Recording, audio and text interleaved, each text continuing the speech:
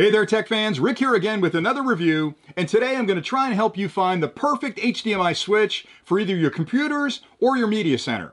Now, there are a few things you want to look for, typically 5 or 6 things that are really important when you're searching for a switch like this. Now, I have the Array UHD-401ARC HDMI switch in front of me. It's a 4-input, 1-output switch, but when you're searching for a switch, these things are going to apply to any switch you're considering. So the first thing you want to be sure of is the resolution that the switch can support. The latest and greatest standards, like on this particular model, are 4K, 60 frames a second, ultra high definition media content, and if it can support HDR content, that's even better. If you find a switch that can't support 4K at 60 frames a second, you're going to get a reduced resolution on your monitor, and even if you're using older equipment today that doesn't need a 4K standard, you know you're going to eventually upgrade that equipment to something better, and you're going to require 4K. So always find a switch that'll do 4K, 60 frames a second, ultra high definition media content, and make sure that it can support HDR. Two other standards that are important to check for are the HDMI standard and the HDPC standard. This one is an HDMI 2.0, which is one of the latest standards for interconnecting media content devices, and the second is HDCP 2.2. That deals with the copy protection. If you have an older version of HDCP, it may not work with the new media gear, so make sure that it's at least HDMI 2.0 and HDCP 2.2.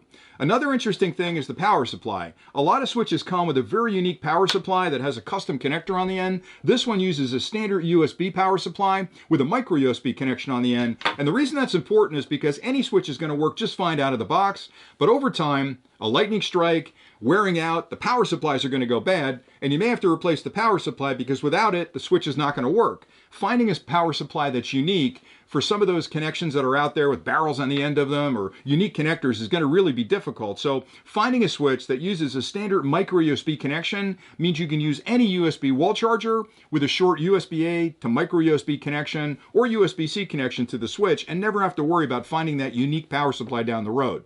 Another cool thing you want to look for is the way the cables are managed. Now, this unit is really designed well, where we've got 4 connections on the back, 1 output, 3 inputs, which means all the cables are going to fall right off the back of your media center, and that's kind of important. Some of the switches on the market have HDMI or power connections or audio connections on the side, and it may seem like not that big a deal until you realize you're plugging an HDMI cable in that's going to stick way out, and then you have to loop it back. It's just going to look really goofy on top of your media center. So I like this one because I've got 4 in the back, and the bonus is I've got 1 up front. And that's something you should look for as well, because even though you'll probably connect up most of your gear initially and it's going to stay connected on the back, you may want to plug different things in over time. Like maybe you're bringing a laptop home and you want to plug that in and use it on your larger monitor. Having a connection up front is really handy to plug in those devices that you want to use occasionally.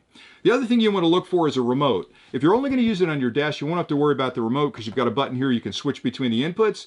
But if you're going to use it in your media center, not having a remote control means every time you want to switch your source, you got to get up from the couch, walk across the room, and hit this button. So make sure you find one that's got a remote control included. Even if you're not going to use it initially, you may actually move this around from your office to your media center to your basement. So having a remote control is really just an extra bonus there.